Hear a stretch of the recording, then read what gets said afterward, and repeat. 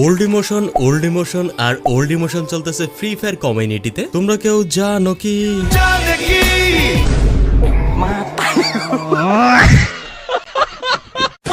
মানে দোষটা মানে এক সাইডে রেখে, যেহেতু গ্ল্যাডার আবারও ব্যাক করছে, তবে পাওয়ারটা একটু কম, তারপরও কিছু ট্রিক্স খাটিয়ে যে জায়গাগুলোতে তোমাদেরকে আগে লঞ্চ প্যাড ব্যবহার করে উপরে উঠতে হইতো, সেই জায়গাগুলোতে গ্ল্যাডার ব্যবহার করে উঠতে পারবা। চলো ট্রিক্স গুলো তোমাদেরকে দেখাই, খুব সিম্পল, সবাই করতে পারবা।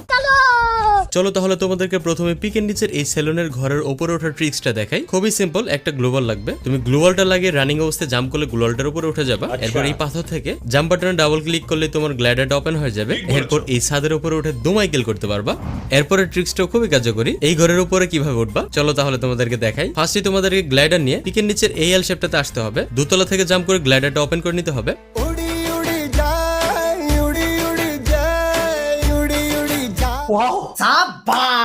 এরপর উড়ে উড়ে এই ঘরে সোজা আসলে তোমরা